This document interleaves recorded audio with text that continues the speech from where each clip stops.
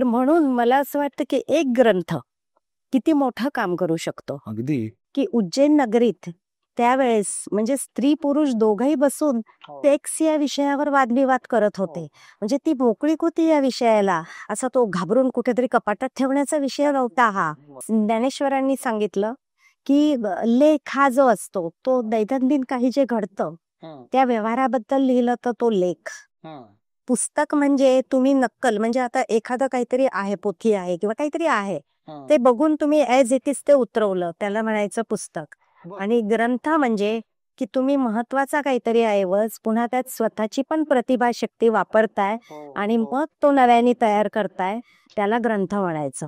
मला ना याच्यात एक मोह होते उल्लेख करायचा की अलेक्झांड्रियाला 2002 मध्ये तिथल्या सरकारने आपल्या सम्राटाला कृतज्ञता व्यक्त करण्यासाठी पुन्हा उभारायचं ग्रंथालय ठरवलं. आणि त्याच्यामध्ये जवळपास 10 लाख पुस्तकं आहेत, 10 लाखाच्या वर, पण 80 लाख ग्रंथ तिथे बसू शकतील अशी त्यांनी व्यवस्था केलेली. तर त्याच्यामध्ये नेहरूंचा डिस्कव्हरी ऑफ इंडिया आहे, दया पवार यांचं बलूत आहे आणि त्याचे सत्याचे प्रयोग पण आहे. की आयुष्यभर फक्त एरिक फ्रॉमच्या ग्रंथांचा अभ्यास केला तरी आयुष्य कमी पडेल. सॅम्युअल जॉन्सन ज्याने डिक्शनरी लिहिली तर त्याला सुद्धा टॉरेट सिंड्रोम नावाचा विकार होता आणि तोही याच पद्धतीचा होता की मांसपेशी काम करत नाहीयेत, स्नायू काम करत नाहीयेत. Brief history of time. तर हे पुस्तक लिहिताना स्टीफन हॉकिंगची अशी त्याच्या मनात विचार होता की माझं पुस्तक क्लिष्ट असता कामा नये, कारण त्याने न्यूटनचं प्रिन्सिपिया वाचलं आणि न्यूटनने ते अतिशय कठीण आणि क्लिष्ट लिहिलेलं आहे की तो जाताना लोक म्हणायची बघत की अरे ते खूप कठीण पुस्तक लिहिलेलं माणूस तो प्रोफेसर पहा म्हणून. मला काय वाटतं माहिती का, एकूणच हे सगळे जे ग्रंथ आहेत ना, म्हणजे आपण जे वाचायच्या आधी आहोत आणि वाचल्यावर आहेत त्याच्यात खूप फरक पडतो.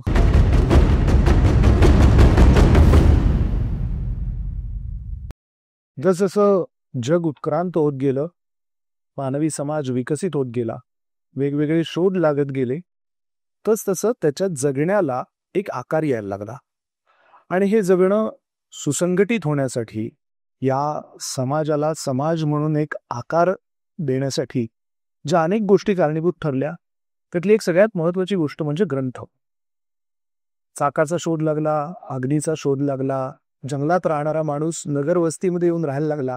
आणि हे करत असताना त्याला जेव्हा केव्हा भाषेचा शोध लागला असेल, लिपीचा शोध लागला असेल, आणि मग हळूहळू ती भाषा समृद्ध होऊन शब्द, वाक्य, परिच्छेद, पानाच्या पानं तो लिहू लागला असेल, त्या प्रसंगी त्यानं आपलं सगळं आयुष्य टिपून ठेवायला सुरुवात केली, आपले अनुभव नोंदवून ठेवायला सुरुवात केली, आपल्या आजूबाजूचं भवताल शब्दबद्ध सुरू करायला सुरुवात केली. आणि यातूनच निर्माण झाले ग्रंथ. आज तंत्रज्ञान एवढं झपाट्यानं बदलतंय, एवढा वेग आपल्या आयुष्यानं घेतलेला आहे, आणि या वेगाला साजेसं भावविश्व आपल्याला या पुस्तकांमधून पाहायला मिळतं, अनुभवायला मिळतं. म्हणजे आत्ता जर मी ठरवलं तर सहज एखाद्या ग्रंथालयात जाऊन किंवा आपल्या बुक विश्वच्या वेबसाईटवरून एखादं महत्त्वाचं पुस्तक ऑर्डर करू शकतो आणि ते झटकन आपल्यापर्यंत येतो सुद्धा. अनेक अनुभव, अनेक ज्ञानाचे मार्ग, ज्ञानाचे विषय या पुस्तकातून आपल्यापर्यंत पोहोचत असतात. तर या सगळ्याच्या मुळाशी जी मूलभूत मानवाची भावना असेल, ती भावना नेमकी कोणती? ग्रंथ निर्मिती का करण्यात आली? ग्रंथांचा नेमका आजच्या आणि उद्याच्या मानवी पिढीवरती, मानवी समाजावरती काय परिणाम होणार आहे? अशा दृष्टीने, आणि सगळ्यात महत्वाचं म्हणजे ज्यांनी जग बदलणाऱ्या 50 ग्रंथांवर आधारित सुमारे 400-450 पानी एक उत्तम ग्रंथ साकार केला आहे, अशा आमच्या दीपा देशमुख मॅडमशी आपण या सगळ्या विषयाच्या अनुषंगाने गप्पा मारणार आहोत. तर बुक विश्वच्या या पॉडकास्टमध्ये मी अक्षय वाटवे तुम्हा सगळ्यांचं मनपूर्वक स्वागत करतो आणि थेट तुम्हाला घेऊन जातो आमच्या दीपा मॅडमकडे. मॅडम, तुमचं या पॉडकास्टमध्ये मनपूर्वक स्वागत. नमस्कार. तर प्रस्तावना करत असताना मला असं लक्षात आलं की शब्दापासून साहित्य निर्मितीपर्यंतचा खूप मोठा प्रवास आहे हा. मोठे टप्पे उलगडत आपण इथपर्यंत आलोय. आणि आता तर अगदी म्हणजे माझ्या हातातल्या मोबाईलमध्ये सुद्धा शेकडो हजारो पुस्तकं सामावू शकतात किंवा वाचनाचे मार्ग मला इथेही उपलब्ध आहे असं मला दिसतं. तर आणि तुमचा हा अभ्यासाचा विषय आहे, म्हणजे ग्रंथ निर्मिती, वाचन संस्कृती हा. तर या सगळ्याकडे तुम्ही कसं बघता? म्हणजे याची सुरुवात कशी झाली सांगते, की अच्युत गोडबोले आणि मी जिनियस नावाची एक मालिका लिहिली होती. आम्हाला 72 शास्त्रज्ञ जगासमोर आणायचे होते. म्हणजे ते आधीपासून होतेच, पण ते याच्यासाठी आणायचे होते की या सायंटिस्टनी किंवा या वैज्ञानिकांनी जे काम केलं त्या कामाने जग बदललं. म्हणजे न्यूटननी गुरुत्वाकर्षण आणि गतीच्या नियमांचा शोध लावला नसता तर आपण किती मागे राहिलो असतो माहिती नाही. अजूनही गुळत असलो असतो, अगदी बाण मारून प्राणी मारले असते. अगदी. किंवा गॅलिलिओनी सांगितलंच नसतं की सूर्य पृथ्वीभोवती फिरतो का पृथ्वी सूर्याभोवती फिरते, तर काय झालं असतं. तर जे वास्तव आहे ते जी माणसांनी ते समोर आणलेलं आहे, सिद्ध केलं आहे, तर अशी मालिका जी आहे ती जिनियस म्हणून आली आणि आम्ही 36 शास्त्रज्ञ लोकांसमोर आणले. आणि त्याच वेळेस डोक्यात घोळत होतं की हे झालं या माणसांबद्दल की त्यांच्या कार्यामुळे जग बदललं, तर आपण असं काही लिहावं का की ज्या ग्रंथांमुळे जग बदललं. आणि तो विषय गोळत होता, पण मध्ये मध्ये बरीच पुस्तकं येऊन गेली आणि मग अखेर एक वेळ अशी आली की नाही आता हे केलंच पाहिजे. आणि तसं हे खूप अवघड होतं, कारण जेव्हा प्रयत्न केला की कुठले ग्रंथ घ्यावेत, तर जवळपास म्हणजे इतकं निर्माण झालेली आहे ग्रंथ निर्मिती आणि सकस सशक्त, तर ते कुठले घ्यायचे नेमके. म्हणजे सगळ्या प्रकारचे ग्रंथ असे आपण पाहिजे असं झालं ते. आणि मग मनावर असं अगदी नियंत्रण किंवा दगड ठेवून ठरवायला लागलं की हे सगळे नाही घेता येणार आपल्याला. आणि मी ग्रंथच्या मनोगतात म्हटलंच आहे, म्हणजे जे घेतले नाही ना त्याची अख्खी यादीच दिली आहे. ती मी देणार नव्हते, पण आमचे प्रकाशक म्हणाले, त्यांना खूप उत्सुकता होती की जे घेतले नाही ते पण तुम्ही द्या आणि आपण त्याचा दुसरा भाग काढू. आणि मग हा निर्णय घेताना असं ठरवलं की सगळ्यात महत्वाचं माणसाच्या आयुष्यात आधार देणारी गोष्ट कुठली आहे, तर ती आहे धर्म. म्हणजे त्याचा धर्म कुठला आहे आणि तो कुठल्या धर्मावर श्रद्धा ठेवतो, त्या धर्मग्रंथात काय लिहिलं आहे हे त्याच्या जीवनात खूप महत्वाचं आहे. आणि म्हणून मग ते घ्यावेत का. आणि म्हणून मग भगवद्गीता समोर आली, बायबल समोर आलं, कुराण आलं. आणि आपण आपलंच कितपत वाचतो हे आपण सांगू नाही शकत, तर बाकी ग्रंथांचा अभ्यास आपण काय करणार. संशोधक अभ्यासक करतात, पण सर्वसामान्य माणूस जरुरी पुरतच वाचतात. तर त्यामुळे हे ग्रंथ अगदी त्रिपिटक गौतम बुद्धांचा, तर म्हणून धर्मविषयक ग्रंथ घ्यावेत हे मनाने नक्की केलं. तर खूपसे गैरसमज आपल्या मनात असतात की जसं आपल्याला माहिती नसते पण आपण लगेच विधान करतो. की जेव्हा आता पुराण बद्दल सुद्धा जे माहीतच नाही, वाचलंच नाही, त्याच्याबद्दल असे गैरसमज होते की स्त्रियांना तिथे दुय्यमत्व जास्त आहे, स्त्रियांचे हक्क मारले जात आहेत वगैरे, असे उगीच गैरसमज होते. वाचायला सुरुवात केल्यावर लक्षात आलं की स्त्रियांच्या अधिकाराविषयी, हक्कांविषयी किती गोष्टी अगदी सविस्तरपणे लिहून ठेवलेल्या आहेत कुराणामध्ये. आणि कर कसे असले पाहिजेत, गरीब असेल तर त्याला तो कुठल्या प्रमाणात आकारला गेला पाहिजे, प्रत्येक गोष्टींवरचा कर जो आहे, म्हणजे जसं आपण चाणक्याचं बघतो कौटिल्याचे अर्थशास्त्र म्हणतो, तर तसंच कुराणमध्ये सुद्धा स्वतंत्र प्रकरण आहेत करावर. आणि मग असं लक्षात आलं की कुठलाही धर्मग्रंथ हा वाईट कधीच सांगत नाही. सर्वसामान्य माणसाचं आणि राजापर्यंत आयुष्य हे कसं सुखात गेलं पाहिजे, कोणालाही पिळवणूक न करता झालं पाहिजे आणि आपलं स्वातंत्र्य उपभोगत ते घडलं पाहिजे, या सगळ्या गोष्टी धर्मामध्ये येतात आणि त्या कुराणमध्ये पण आहेत. म्हणजे जर तसं पाहिलं तर भगवद्गीता, कुराण, त्रिपिटक आणि बायबल याच्यामध्ये असं कुठलंही हे नाहीये की एकमेकांना ते मारक ठरतील. हा एक सांगतोय तो कुठे ठरतो ते फक्त की मोहम्मद पैगंबर म्हणतात की एकच अल्लाह आहे, किंवा हिंदू धर्मामध्ये असं सांगितलेलं आहे की म्हणजे अनेक आपण किती कोट्यावधी परमेश्वर आहेत, पण ती एक भावना झाली. पण जगताना आपल्याला ज्या गोष्टी आवश्यक असतात त्यात कुठेही असं एकही विधान नाहीये की त्या विधानाने आपण म्हणजे असं म्हणावं की काहीतरी हे भयंकर आहे याच्यात. आणि हे याचा सखोल अभ्यास केला तरच कळू शकतं.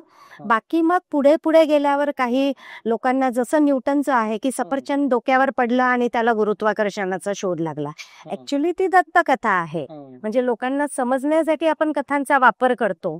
तसंच आपण सगळ्या धर्मग्रंथात काही ना काही ज्या थोडी अतिशयोक्ती, थोडं प्रतिकात्मक हे असतं, हे समजून नाही घेतलं तर त्याला मग थाटे फुटतात आणि वेगळ्या अर्थ निघतात. ही समजूत येण्यासाठी पुस्तक वाचनाचा ग्रंथांचा उपयोग होतो नक्की. हो. म्हणजे जेवढं जास्त वाचू तेवढी समजूत वाढत जाते. एरिस्टॉटल म्हणतो जेवढा आपण वाचत जातो आणि आपल्याला असं जेव्हा वाटतं की मला आता मी खूप कळतंय आणि त्याच वेळेस ही गोष्ट लक्षात येते की मला अजून काहीच कळालेलं नाहीये. तर तशीच गोष्ट आहे की जोपर्यंत तुम्ही आणि वरवर किती तुम्ही फिरणार आहात, खाली जोपर्यंत तळापर्यंत सूर मारत नाही, डुबकी घेत नाही, नुसतं पडंत पंडित असून उपयोग नाही तर ते केलं तर मग त्यामुळे धर्मग्रंथ घेतले गेले.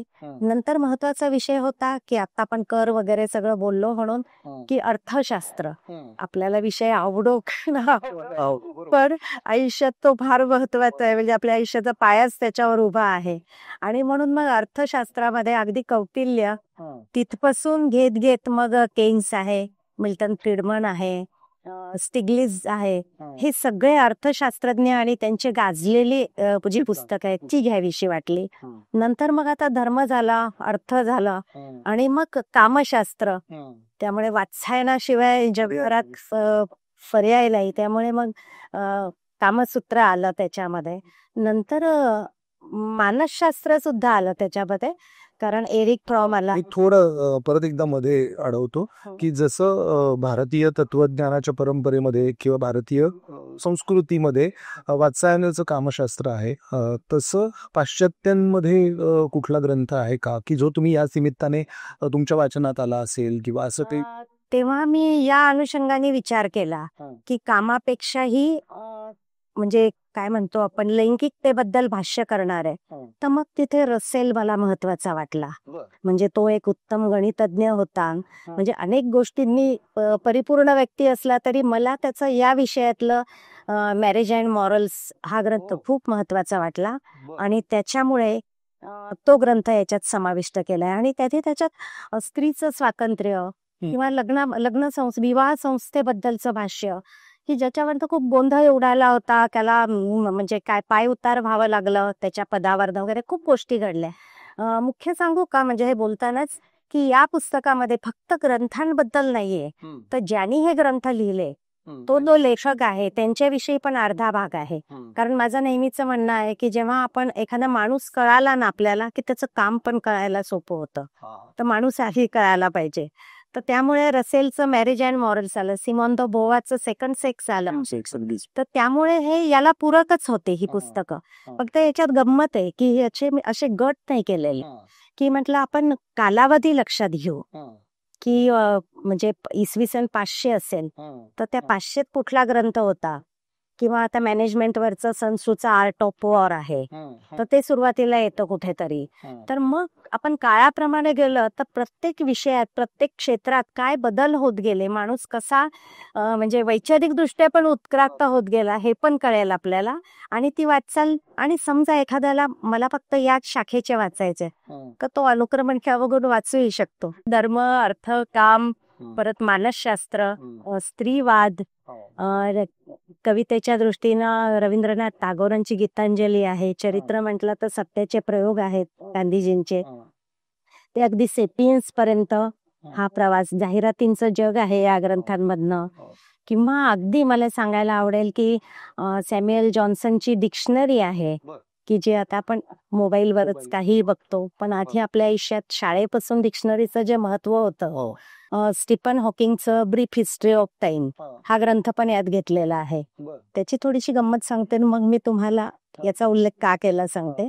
ब्रीफ हिस्ट्री ऑफ टाइम, तर हे पुस्तक लिहिताना स्टीफन हॉकिंगची अशी म्हणजे कल्पना होती, म्हणजे त्याच्या मनात विचार होता की माझं पुस्तक क्लिष्ट असता कामा नये, कारण त्याने न्यूटनचं प्रिन्सिपिया वाचलं होतं आणि न्यूटनने ते अतिशय कठीण आणि क्लिष्ट लिहिलेलं आहे की तो जाताना लोक म्हणायची बघत की अरे ते खूप कठीण पुस्तक लिहिलेलं माणूस तो प्रोफेसर पहा. आणि ते न्यूटनने जाणीवपूर्वक लिहिलं होतं की मला कोणी येऊन ताप देऊ नये, शंका कुशंका विचारत बसू नये, तुम्ही तुमचं बघा, वाचा, सोडवा. तर त्यामुळे स्टीफन हॉकिंगनी सोप्या भाषेत की एखादा पानटपरीवाला असेल तर त्यांनी सुद्धा ते वाचलं पाहिजे अशी त्याची इच्छा होती. आणि ते पुस्तक जेव्हा म्हणजे प्रकाशकही सुरुवातीला तयार नव्हता की हे कोण वाचेल, पण त्यांनी इतिहास घडवला, त्याची म्हणजे जागतिक लेवलवर काय विक्री झाली, सगळे रेकॉर्ड तोडले वगैरे. म्हणजे त्याची सगळ्यात गंमत ही आहे की रशियन वैज्ञानिक एक आंद्रे म्हणून होता, आंद्रे लिंडे, आणि तो विमान प्रवास करत होता आणि त्याच्या बाजूला एक व्यापारी बिझनेसमन बसला होता आणि तो ब्रीफ हिस्ट्री ऑफ टाइम चवीने वाचत होता व्यापारी. तर स्टीफन हॉकिंगनी त्याला विचारलं, तू कुठलं पुस्तक वाचतोय, कोणी लिहिलंय? तुम्हाला माहित नाही, ते ब्रीफ हिस्ट्री ऑफ टाइम आहे आणि स्टीफन हॉकिंगनी लिहिलेलं आहे. तर म्हणे, अच्छा, पण ते समजतं का पुस्तक तुम्हाला, तुमचा विषय आहे का तो? तो म्हणे, अरे. आणि त्यांनी प्रवासाचं म्हणजे मुक्कामाचं ठिकाण येईपर्यंत त्या व्यापाऱ्याने स्टीफन हॉकिंगला पूर्णपणे समजावून सांगितलं ब्रीफ हिस्ट्री ऑफ टाइम मध्ये काय आहे. तर हे यश आहे त्या पुस्तकाचं, की कुठल्याही व्यक्तीला ते सहज समजू शकेल. आणि या स्टीफन हॉकिंगला आपल्याला माहिती आहे की कुठला विकार होता आणि त्या विकारामुळे त्याला डॉक्टरांनी फक्त 2 वर्ष जगशील असं सांगितलं होतं. तर हे याच्यासाठी सांगतेय की सॅम्युअल जॉन्सन ज्याने डिक्शनरी लिहिली, तर त्याला सुद्धा टॉरेट सिंड्रोम नावाचा विकार होता आणि तोही याच पद्धतीचा होता की मांसपेशी काम करत नाहीयेत, स्नायू काम करत नाहीयेत, अशा डोळ्याच्या पापण्या अशा झाल्या तर त्या तशाच होत राहतील. जे तुमचं एकाही स्नायूवर तुमचं कंट्रोल असणार नाही आणि त्या विकाराशी आयुष्यभर झुंजत आहेत. त्यांनी डिक्शनरी लिहिली आहे. बरं, त्यांनी लिहिण्याआधी डिक्शनरी कोणी लिहिली नव्हती का? लिहिलेली आहे. चीन आणि जपानमध्ये पहिली डिक्शनरी तयार झालेली आहे. मग ती जर तयार झाली आहे तर सॅम्युअल जॉन्सनच्या डिक्शनरीचं काय महत्व आहे? तर ते महत्व याच्यासाठी आहे की आधी XYZ हे अल्फाबेट्स यायचीच नाही डिक्शनरीत तोपर्यंत. सॅम्युअल जॉन्सनने लिहिल्यावर ती यायला लागली आणि ना कुठल्या तरी समजुतीवर पण काही शब्दांचे अर्थ वगैरे घुसडलेले असायचे डिक्शनरी. तर सॅम्युअल जॉन्सननी तसं नाही केलं. एक हाती काम आहे, लक्षात घ्या. 10 वर्ष करून त्याच्यात जे लाखाच्या वर जे शब्द आले म्हणजे काय, आणि आता सारखं गुगल किंवा काही नसताना शोधलेले. त्यावेळेस अश्लील शब्दांना मान्यता नव्हती डिक्शनरीत घालायची, त्यांनी ती घेतलेली आहे. किंवा शेक्सपियर वगैरे असे जे विचारवंत आणि नाटककार होते त्यांच्या काही त्यावेळेस हे जे पडलेले होते सुविचार म्हणा, वाक्य म्हणा, त्याचा उपयोग त्यांनी डिक्शनरीत केलेला आहे. आणि अशा रीतीनं ती म्हणजे वैयक्तिक आयुष्यातले खूप चढ उतार, आजारपण आणि या सगळ्याला झुंजत आहेत. सॅम्युअल जॉन्सनने डिक्शनरी तयार केली, त्यामुळे त्याला खूप महत्व आहे. पुढे ऑक्सफर्डने डिक्शनरी तयार केली जी सर्वमान्य आहे जगात, पण त्यांनी आपले सॅम्युअल जॉन्सनचे सगळे शब्द उचलले आणि तुम्ही आज ऑक्सफर्ड डिक्शनरी बघितली तर त्याच्यात जे जिथे लिहिलेलं आहे तर ते त्याला त्याच्याबद्दलची सॅम्युअल जॉन्सनला कृतज्ञता म्हणून तो जे घेतलेला आहे त्यांनी. तर हे अशा ज्या गमती जमती आहेत ना या पुस्तकात, म्हणजे त्यांचे कष्ट, परिश्रम. आणि साधारण सॅम्युअल जॉन्सनने केलं ते किती कालखंडामध्ये? 10 वर्षाच्या. त्यात तो किती साली साधारणतः त्याचं 1800च्या याच्यात. इकडे आपल्याकडे भारतात शब्दकोश किंवा अशा प्रकारचं काही साहित्य निर्मिती होत नव्हती किंवा इतर भागांमध्ये असेल कदाचित, म्हणजे मी त्याचा अभ्यास नाही केला, पण मला हे खूप इंटरेस्टिंग वाटलं आणि आपल्या आयुष्यात महत्वाचा तो ग्रंथ. डिक्शनरी शिवाय आपलं पान हलत नाही अशी अवस्था होती. आजही आपल्याला कोणाला शंका विचारायची गरजच नाहीये. आपल्या समोर शब्दकोश म्हणजे माध्यम बदलली आहेत पण मोबाईलवर ताबडतोब आहे, मिळतोच. तर त्यामुळे मला आणि इतकं उपेक्षित आयुष्य जगताना म्हणजे त्याचा त्या झपाटलेपणात बायकोचा मृत्यू झालाय की तिच्या म्हणजे शेवटच्या याच्यासाठी पण तो जाऊ शकला नाही. आणि या सगळ्या याच्यातून हे काम करणं लोकांचे टोमणे आहेत. पण ना जी माणसं असं काहीतरी मोठं निर्मिती असलेलं काम करतात किंवा डिमांडिंग मोठं एक काम उभं करतात, त्यांचं वैयक्तिक आयुष्य असंच असतं का बऱ्याचदा? म्हणजे मी परवा एक मुलाखत ऐकत होतो, त्याच्यामध्ये नाना पाटेकर असं म्हणाले एका ठिकाणी की आपण एका पॉइंटला थकतो रेग्युलर काम नियमित जे आपण करतोय ते, आणि त्यावेळेला आपण जेव्हा परत घरी जातो तेव्हा आपण घरी नको असतो, म्हणजे आपण मिसफिट असतो तिथे. तर असं बऱ्याचदा बऱ्याच मोठ्या माणसांच्या बाबतीत त्यांच्या वैयक्तिक आयुष्यामध्ये असं पाहायला मिळतं. तसंच या लेखकांचं, म्हणजे सॅम्युअल जॉन्सनचं सांगायला बघितलं तर त्याच्या मित्राची बायको होती एलिझाबेथ आणि तो वारला. तर ती त्याच्यापेक्षा 15 वर्षांनी मोठी होती, तिला मुलं होती, पण याने तिला आधार देण्यासाठी लग्न केलं. पण त्या डिक्शनरीच्या कामात तो इतका गुंतला होता की त्याला कशाचंच भान नव्हतं. तिच्याकडे खूप दुर्लक्ष झालं, ती आजारी पडली, पण तो म्हणजे मुद्दाम नाही केलं त्यांनी, पण ते दुर्लक्ष झालंच ना शेवटी. आणि ती गेल्यावर म्हणजे त्याचे मित्र वगैरे त्याच्यावर खूप रागावले होते की तू काय माणूस आहेस का कोण आहे. आणि त्याला ज्या यातना मनाला झाल्या असतील नंतर त्याला ते खूप लागलं मनाला, पश्चातापही झाला. पण एकूणच म्हणजे आता कॅनव्हास असेल, सिम्फनी असेल, जिनियस असेल किंवा जग बदलणारे ग्रंथ असेल, या सगळ्यातले लोक जेव्हा बघते ना तेव्हा त्यांनी ज्या प्रतिकूल परिस्थितीला म्हणजे फेस केले, तोंड दिलेलं आहे, ते सर्वसामान्य माणसांच्या आयुष्यात येऊ शकणार नाही असे प्रसंग आहेत. एकच मिनिट, तुम्ही जे आता नावं सांगितली ती तुमच्या पुस्तकांची आहेत असं आपण एकदा नीट परत सांगूया, कारण इंटरेस्टिंग आहे ती सगळी पुस्तकं. यातलं सगळ्याच पुस्तकांचं काही माझंही स्वतःचं वाचन झालेलं नाहीये. म्हणजे मला इथे आता एक म्हणजे हा विषय नाही तरी आठवलं की हा ग्रंथ लिहिताना मला ज्ञानेश्वरांचं म्हणजे ज्ञानेश्वरी वाचताना एक गोष्ट समजली की जी मला माहीतच नव्हती. या पुस्तकाचं नाव काय द्यायचं हा प्रश्न होता मनात. म्हणजे कधी वाटायचं आपण पुस्तकच देऊ नाव, कधी वाटायचे बुक्स देऊ इंग्रजी मधलं, बरोबर, किंवा कधी वाटायचं गुलजारची कविता आठवायची आणि वाटायचं किताब आहे देऊ. आणि मग काय द्यायचं, ग्रंथ जरा बोजड वाटेल का असंही वाटत होतं. आणि मग त्यावेळेस ज्ञानेश्वरांनी सांगितलं की लेख हा जो असतो तो दैनंदिन काही जे घडतं त्या व्यवहाराबद्दल लिहिलं तर तो लेख.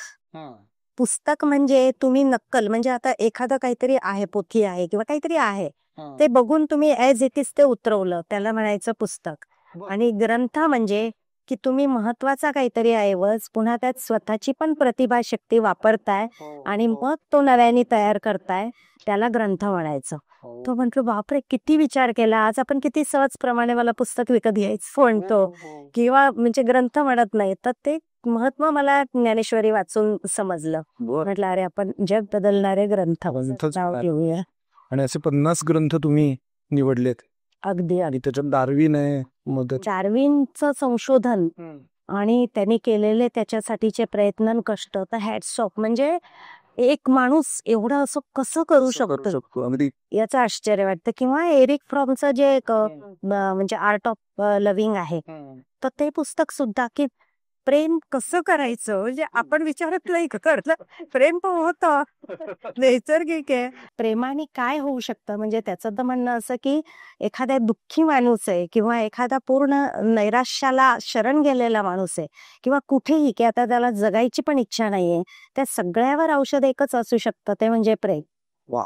आणि प्रेमाबद्दलच्या म्हणजे कुठलं प्रेम आहे कुठलं नाहीये याची जी त्यांनी सलग मांडणी केलेली आहे ते वाचून असं अवाक व्हायला होतं. असं वाटतं की आयुष्यभर फक्त एरिक फ्रॉमच्या ग्रंथांचा अभ्यास केला तरी आयुष्य कमी पडेल. तर त्यामुळे असा ग्रंथ याच्यात समाविष्ट करायला मजा आली. किंवा आपल्या अल्बर्ट एलिसचं. हो, मी काढणारच होतो विषय. माझे वैयक्तिक आयुष्यातले काही प्रश्न होते की मला ते पडायचे, उत्तर कुठे शोधू मी, ती एलिसने दिली. की जो विवेकवादी दृष्टिकोन म्हणतो आपण, तो किती महत्वाचा आहे हे आरिबीटीच्या वेळेस लक्षात येतं. म्हणजे माझी विचार करायची पद्धतीच अयोग्य असेल किंवा वेगळ्या दिशेनं जाणारी असेल तर तुम्ही मग आयुष्यात काय म्हणतो अपयशी ठरता किंवा मग तुम्ही नाही त्यातनं वर येऊ शकत.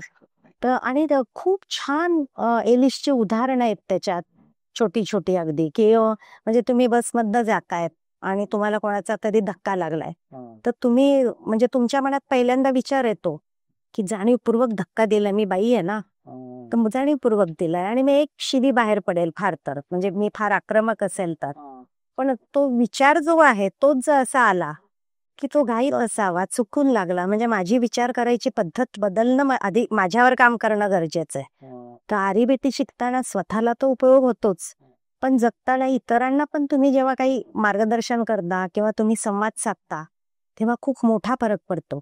मला काय वाटतं माहिती का, एकूणच हे सगळे जे ग्रंथ आहेत ना, म्हणजे आपण जे वाचायच्या आधी आहोत आणि वाचल्यावर आहे त्याच्यात खूप फरक पडतो. अगदी म्हणजे मला तेच आता म्हणायचं होतं की एवढं व्यापक वेगवेगळ्या विषयांना स्पर्श करणारं वाचन असेल तर माणूस म्हणून किती आपण बदलत जात असू किंवा हेच पुस्तक जर घेतलं तर मला कमाल वाटली. मी जेव्हा याची अनुक्रमणिका बघत होतो तर अगदी तुम्ही मगाशी जसा उल्लेख केला तसा या पुस्तकात टागोरही आहे, या पुस्तकात मार्क्सही आहे, या पुस्तकात भगवद्गीताही आहे, या पुस्तकात कुराण बद्दल पण बोल. या पुस्तकामध्ये बेट्टी फ्रायडन म्हणजे आपल्याला सगळ्यांना सिमोन दो बोआ माहिती, पण बेट्टी फ्रायडन आपल्याला म्हणजे सामायिक कार्यात काम करणारे सगळ्यांना माहिती आहे. पण सर्वसामान्यांना माहिती नाही. तिचं द फेमिनाईन मिस्टिक हे पुस्तक आहे. हो. आणि त्याची गंमत अशी आहे की लग्न झाल्यावर, म्हणजे कॉलेजच्या या मुली होत्या, लग्न झाल्यावर एक 15 वर्षांनी, आता तर खूप मोठ्या प्रमाणात आहे ते गेट टुगेदर, तसं ते गेट टुगेदर केलं त्यांनी आणि त्या जमल्या. आणि त्या जमल्यावर त्यांच्या असं लक्षात आलं, म्हणजे ही पत्रकार होती बेट्टी फ्रायडर, की सगळ्या एकमेकींची चौकशी करतायत, लग्न झालेली आहेत, स्थिर स्थावर झालंय, मुलं आहेत, पण प्रत्येकीशी बोलताना तिला काहीतरी खटकत होतं, पण ते काय खटकतंय हे तिला कळत नव्हतं. आणि त्याच्यावर तिने एक लेख लिहिला, the problem that has no name. पण तो छापायला एकही वृत्तपत्र नियतकालिक तयार झालं नाही. पण तिने हिंमत नाही सोडली. तिने पुढची 3-4 वर्ष मग फिरली, ती अनेक स्त्रियांशी बोलली आणि तिने हे फेमिनाईन मिस्टिक जे आहे ते पुस्तकच तयार केलं. तिच्यावर खूप आरोप करण्यात आले की संसार मोडणारी, घरफोडी करणारी, आणि विशेषतः स्त्रियांनी पण आंदोलन केली ज्याच्यासाठी लिहिलं.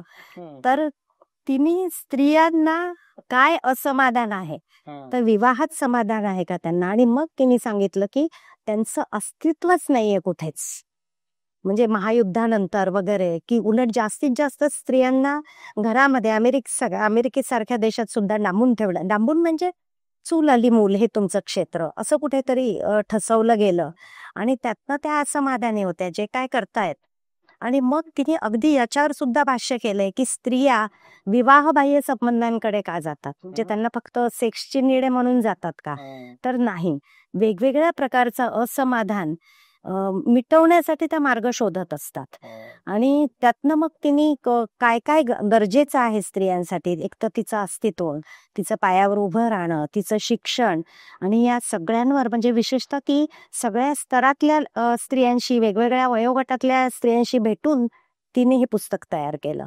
तिच्यानंच म्हणजे लिखाणाचा आणि चळवळीचा सगळ्यात मोठा फायदा म्हणजे समान वेतन कायदा जो आहे तो तिच्या चळवळीचं फलित आहे, या लेखिकेच्या चळवळी. अगदी अगदी. हो. तर म्हणून मला असं वाटतं की एक ग्रंथ किती मोठं काम करू शकतो. अगदी. मला एक थोडक्यात या जग बदलणारे ग्रंथचा जर गोषवारा आपल्या प्रेक्षकांना जर तुम्हाला सांगायचा असेल तर काय सांगाल, म्हणजे असं म्हणू आपण साधं की का वाचायला पाहिजे बुवा मी? मला काय मिळालं हे आधी सांगतो.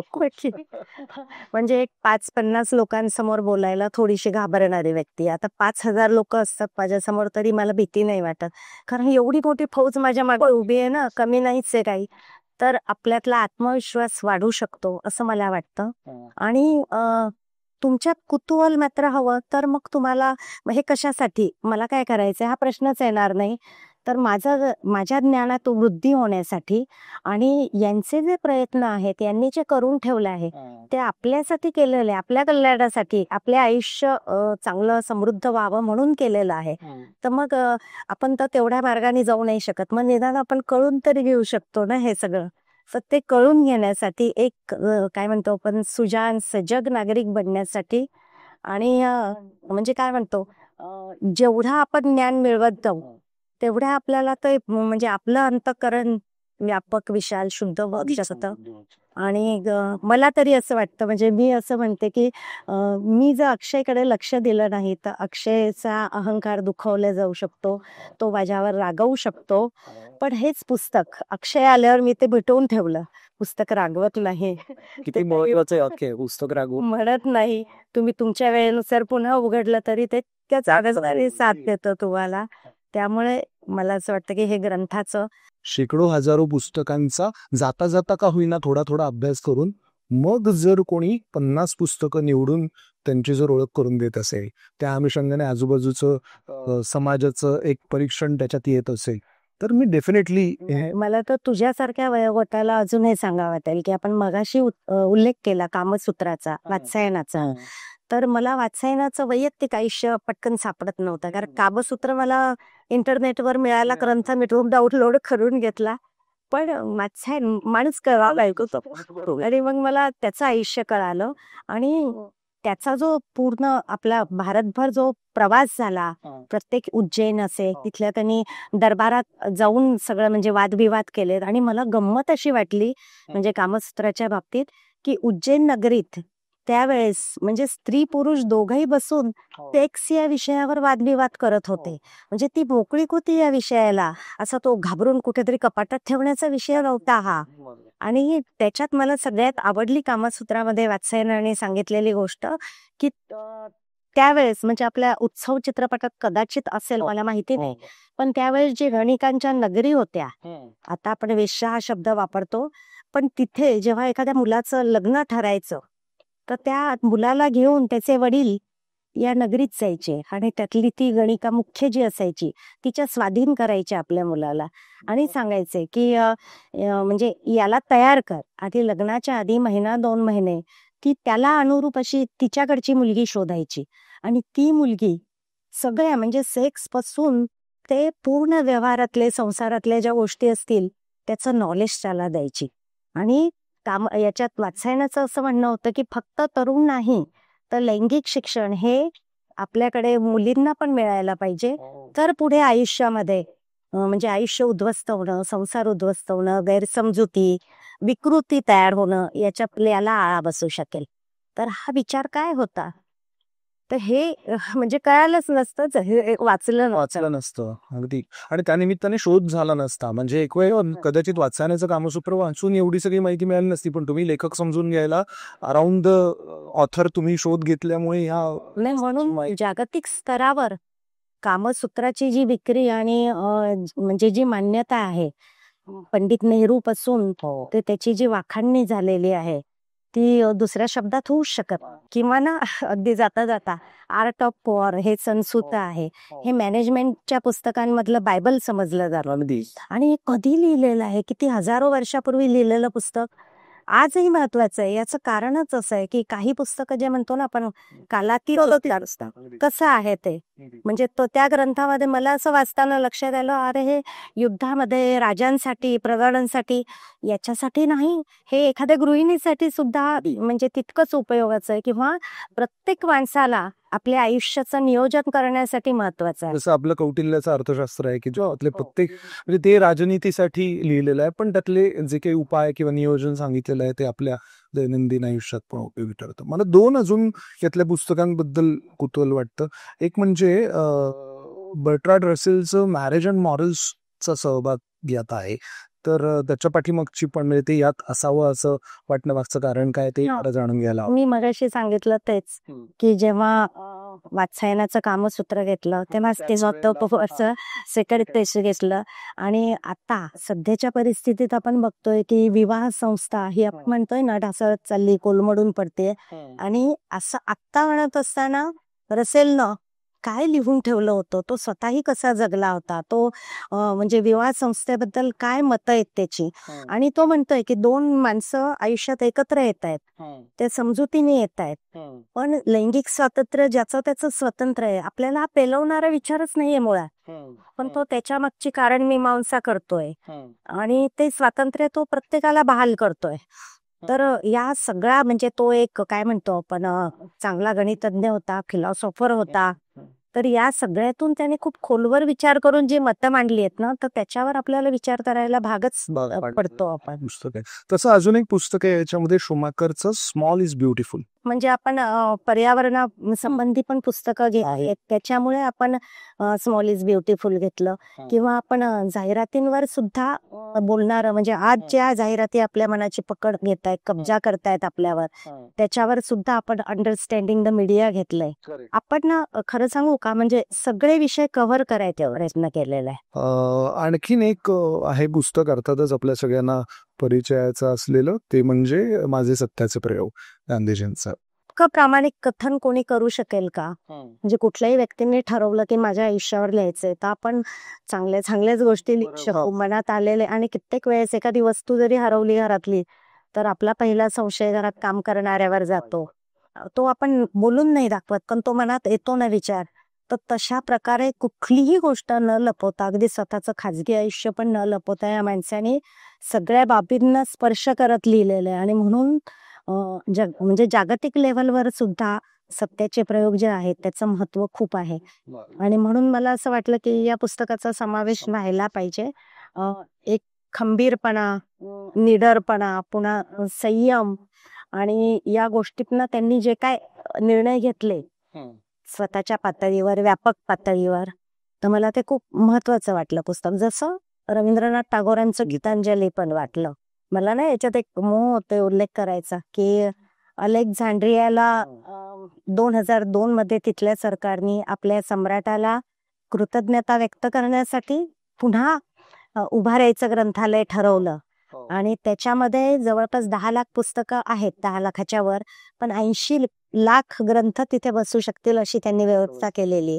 तर त्याच्यामध्ये नेहरूंचं डिस्कव्हरी ऑफ इंडिया आहे, दया पवार यांचं बलूत आहे आणि सत्याचे प्रयोग पण आहे. तर म्हणजे ही आपल्यासाठी अभिमानाची गोष्ट आहे. म्हणजे आपण जास्तीत जास्त अनुवाद करून आपले ग्रंथ जर गेले इतर देशांमध्ये. मला फारच मोह होतोय की तुम्ही 50ही पुस्तकांबद्दल आमच्या या पॉडकास्टमध्ये बोलावं, पण ते प्रॅक्टिकली शक्य नाही, समजू शकतो. पण विशेष मला याच्यातलं एक पुस्तक लक्ष वेधून घेते, ते गॅलिलिओ गॅलिलीचं डायलॉग. तर त्याच्याबद्दल सांगाल का थोडंसं? गॅलिलिओला आधुनिक खगोलशास्त्राचा पहिला जनक असं म्हणून संबोधलं जातं, ओळखलं जातं. आणि या गॅलिलिओने जे आयुष्यभर हाल, अपेष्टा, त्रास सहन केलेला आहे आपल्याला सगळ्यांना माहिती आहे की काय तर फक्त पृथ्वी सूर्याभोवती होते म्हटलं. कारण त्यावेळेस ज्या धर्मसंस्था होत्या, चर्चेस होते, त्या सगळ्यांचं म्हणणं होतं की आपण पृथ्वीवर राहतो, पृथ्वी ही महत्वाची आहे. आणि मग पृथ्वी महत्वाची केंद्रस्थानी असल्यामुळे मग सगळेजण त्याच्याभोवती फिरणार, सूर्य पण गुपचूप पृथ्वीभोवतीच फिरणार. आणि हे सत्य सांगितल्यामुळे मग त्याला ते तुरुंगवास व्हायचा. मग त्याला सांगितलं जायचं की तू लिहून दे. आणि मग खूप वेळेस त्याच्या मुली त्याला म्हणायच्या की एवढा त्रास सहन करण्यापेक्षा दे ना लिहून, तू कर मान्य. मग तो मान्य करायचा, लिहून पण द्यायचा. आणि बाहेर आल्याबरोबर म्हणायचं, मी तसं म्हटलं होतं पण मला तसं म्हणायचं नाहीये, पृथ्वी सूर्याभोवती फिरते. तर मग त्याला शेवटचा काळ नजर कैदेत ठेवलं वगैरे. पण त्यांनी ना हे सगळं जे लिहिलंय डायलॉग ग्रंथामध्ये, त्याची ना गॅलिलिओचं वैशिष्ट्य म्हणजे तो खूप सोपं लिहायचा. म्हणजे त्याला आणि आईन्स्टाईनने म्हटलेलंच आहे की जो सोप्या पद्धतीने लिहितो ते अत्यंत कठीण काम असतं, सोपं लिहिणं आहे. आणि म्हणून मला गॅलिलिओचं महत्व वाटतं. आणि मला गॅलिलिओ आणि गौतम बुद्ध यात एक साम्य वाटतं. कारण गॅलिलिओने म्हटलेलं होतं की कुठल्याही गोष्टीला का हा प्रश्न विचारा. गौतम बुद्धांनी पण तेच म्हटलेलं आहे की कोणी सांगतं म्हणून गोष्ट ऐकू नका, तर का हा प्रश्न विचारा. आणि गॅलिलिओने तर अजून पुढे जाऊन म्हटलं, फक्त का नका म्हणू, तर कसं हाही प्रश्न विचारा. आणि म्हणून त्याला जे जे म्हणायचं होतं त्याने हे डायलॉग खूप लंब चौडं 2-3 ओळीचं नाव शीर्षक आहे त्या ग्रंथाचं, पण ते शॉर्टकटमध्ये आपण डायलॉग एवढंच म्हणूया. गॅलिलिओने ना म्हणजे तो एक गणितज्ञ म्हणून पण खूप चांगला होता. त्याची कशी छोटीशी गोष्ट एक की म्हणजे आता गणिताच्या ग्रंथात गोष्ट कशी असू शकते पहा. त्याने आसेर नावाचा पण एक ग्रंथ लिहिलेला आहे.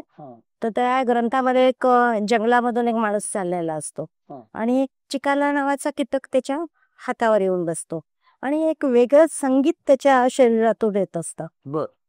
तर तो म्हणतो कुठून येत आहे हे, म्हणून तो त्याचे असे पंख आहेत ना हलक्या हाताने दाबून बघतो, पण तो येतच असतं ते संगीत. मग तो पुढे जातो, तर पुढे त्याला असं दिसतं की म्हणजे 2 मद्यपी असे मद्य पितायत, त्याचा आवाज येतोय. त्याला वाटतं की तो आवाज आहे का हा, पण तो आवाज नसतो. असा तो आवाजाचा शोध घेत घेत घेत मग त्या चिकालाचे कुठे पंख दाब, कुठे पाय दाब, कुठे असं दाबून बघत राहतो की तो दाबला तर ते बंद होईल संगीत. आणि अखेर तो मरतो, चिकाला तो कीटक असतो तो, कारण त्याच्या प्रेशर गळ्यावर पडतो तो मरून जातो. पण याला शोध काही लागत नाही. तर या गोष्टीचा वापर की विश्वातली कितीतरी रहस्य अशी आहेत की म्हणजे त्याच्या मागे काहीतरी कारण मीमांसा आहे, पण ती उलगडली नाही म्हणून आपण त्याच्या मागे वेगवेगळ्या गोष्टी मग जोडतो. आणि हे त्यांनी सगळं गणिताच्या जी सिद्ध करायचं होतं त्याच्याभोवती जोडलं होतं. इव्हन त्यांनी हे डायलॉग जो ग्रंथ लिहिला ना, त्याच्यामध्ये त्याचे मित्र होते, खूप जीवलग 1-2 मित्र, आणि म्हणजे धर्मगुरू एक असं ते सॅग्रेडो वगैरे अशा सगळ्यांची पात्र घातली त्यांच्या तोंडी, त्याला काय म्हणायचंय त्याची वाट. आणि अशा रीतीनं म्हणजे आपण जे म्हणतो की विज्ञानाचं रहस्य उलगडण्यासाठी त्याने डायलॉग या ग्रंथाचा उपयोग केला. आणि हा ग्रंथ खूप महत्वाचा जगात समजला जातो. आणि गॅलिलिओची नजर कमजोर झाली, त्याला हाल होत असताना त्यांनी हे जे ग्रंथ आहेत काही म्हणजे काही गणितावरचे काही कुठले असे, तर ते सगळे त्यांनी म्हणजे त्याला तो जेलर आहे ना, तो छुप्या याच्यात मदत करायचा, त्यांच्याजवळ देऊन मग ते दुसऱ्या देशात जाऊन मग प्रसिद्ध झालेले आहेत. तर ही काय म्हणतो तळमळ त्या ग्रंथांविषयीची आणि जगासमोर येण्याची धडपड आपल्याला गॅलिलिओच्या याच्यातून कळते. आणि गॅलिलिओचं फक्त डायलॉग हा ग्रंथ नाही, त्यांनी दुर्बिणीचा कसा शोध लावलाय, त्यावेळेसच्या दुर्बिणींनी तो चंद्रावरचे खड्डे खुड्डे पण बघून काय तो गणित मांडत होता, इथपासून त्याचं संशोधन खूप आहे. आपल्याला पिसाच्या मनोऱ्याचं वगैरे तर माहितीच आहे, पण म्हणजे जड वस्तू आणि हलकी वस्तू वरून पडली तर कुठली आधी पडेल वगैरे, पण त्याच्याही पेक्षा म्हणजे हा सोप्या भाषेतला हा जर डायलॉग ग्रंथ वाचायचा असेल तर आपण वाचायलाच पाहिजे असा ग्रंथ आहे. हे सगळं करत असताना आपलं वाचन उत्तमरित्या घडवण्यासाठी, चांगलं वाचन आपल्या हातून घडावं यासाठी वाचायचं कसं, असं जर म्हणजे जसं गॅलिलिओ म्हणतो कसं असं विचारलं पाहिजे, तर तुम्ही कसं सांगाल वाचायचं? माझं ना 1-2 वर्षापूर्वी जळगावला व्याख्यान होतं आणि तिथे एका चॅनेलचा जो प्रमुख होता तर तो म्हणाला की मुलं अनुकरण करतात हे तुम्ही बोलताना सांगितलं होतं. आणि मी घरी आलो थकून कामावरनं की मी दिवसभरात मोबाईलमध्ये कोणाचे मेसेजेस आलेत, कोणाला उत्तर द्यायचे, मेल आल्यात हे बघून घ्यायचो. तर माझी मुलगी 3-3.5 वर्षाची, ती सारखी मग मोबाईल घेऊन बसायला लागली, ऐकेन अशी झाली. तर तो मुद्दा माझ्या लक्षात आल्यामुळे पण मी ठरवलं की मी घरी आलो की ती झोपल्यावर मोबाईल बघेन, पण मी पुस्तक घेऊन बसायला लागलो. तर मुलं अनुकरण करतात ना, तर मग ती पण, तिला काही कळत नाही पण ती पुस्तक घेऊन ऐकतेच बसायला लागली. तर मला वाटतं की लहानपणापासून ही सवय लागणं खूप गरजेचं आहे.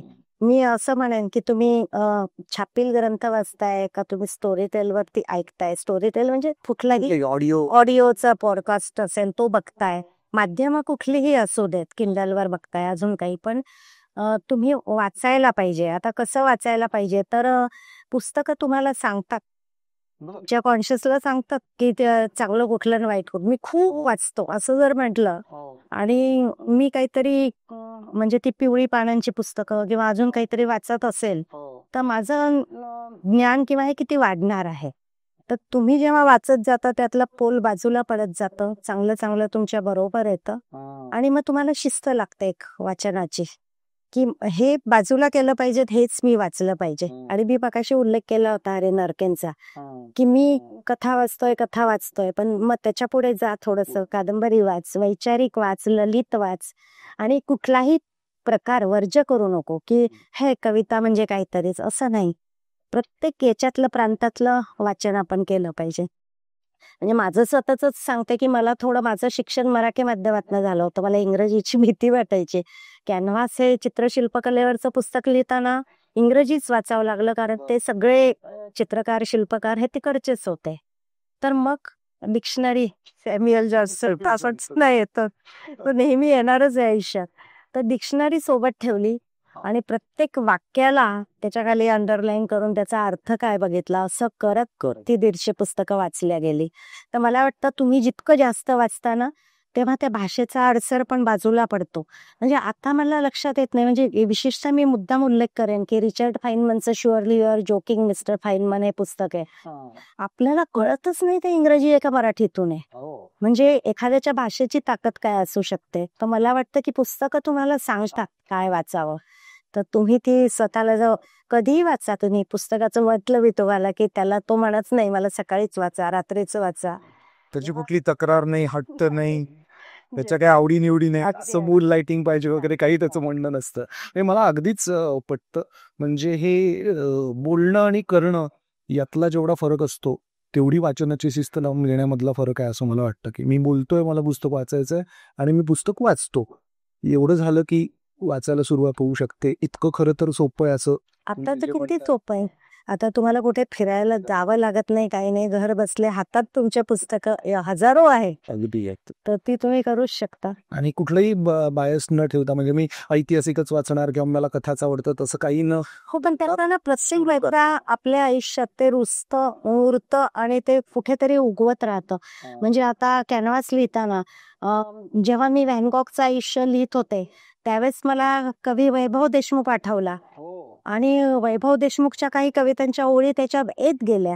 बापू काळेंनी म्हटलंच आहे ना की ते जेवढं पर्सनल म्हणतो तेवढं ते युनिव्हर्सल असतं. अगदी आहे. तसंच आहे. अंगी ते ब्रह्मांडी आपल्याकडे आहेच अगदी. म्हणजे एक विवेकानंद वाचायचं असेल तर सगळ्या प्रकारचा वाचावा. म्हणजे धार्मिक अंगाने लिहिलेला पण वाचावा किंवा दत्तप्रसाद दाभोळकरांचा पण वाचावा आणि त्यातला मध्य काढून मग लिहिता आलं पाहिजे.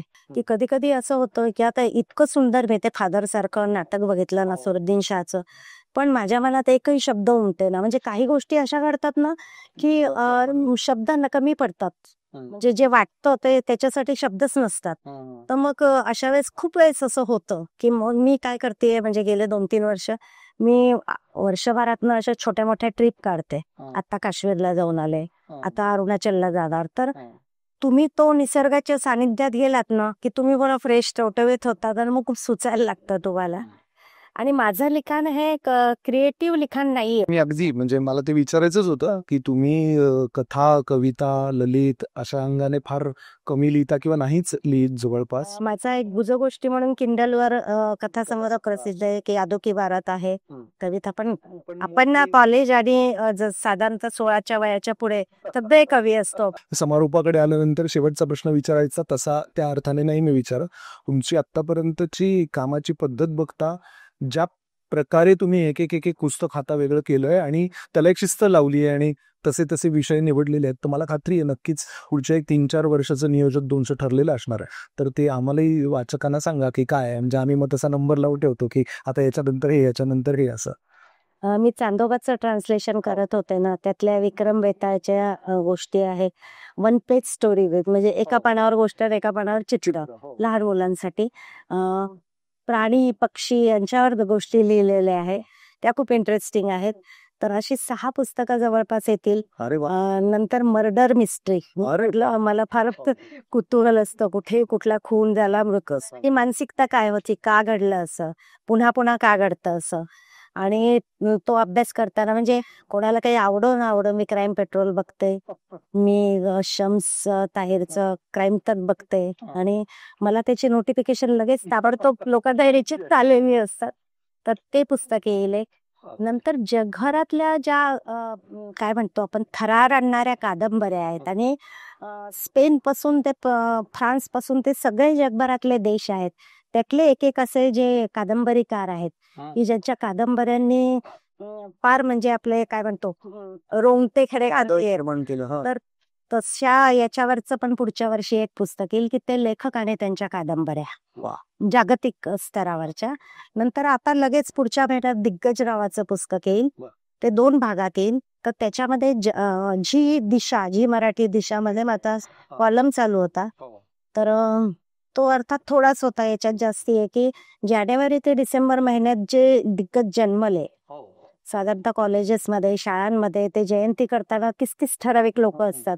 तर अशी कल्पना आहे की अरे हे पण होते याच्यात, तर प्रत्येक महिन्यातले 5-5 घेतलेत. मग त्यात आर्किटेक्ट्स असतील, सायंटिस्ट असतील, स्पोर्ट्समन्स असतील, सामाजिक कार्यकर्ते नेते असतील. तर हे सगळे जे आहेत एकूण 60 लोक आहेत आणि ते जानेवारी ते जून एक पुस्तक आणि जुलै ते डिसेंबर असं दुसरं पुस्तक, दिग्गजांची कहाणी म्हणू आपण, दिग्गजच नाव आहे पुस्तकाचं, ते येईल. जे साधारण एक आता 7-8 पुस्तकांचं आहेत. आणि रोहन तर्फे सिल्व्हेस्टर स्टेलोन, अर्नाल्ड शॉर्झनेगर आणि जॅकी चेन यांची एक मालिका येईल. चरित्रात्मक पुस्तक आहे ती आणि मराठीमध्ये आहेत. हा, मराठीमध्ये. पण मला असं वाटतं म्हणजे ते वाचलेलं आपण कुठेच नष्ट नाही होत, वाया नाही जात.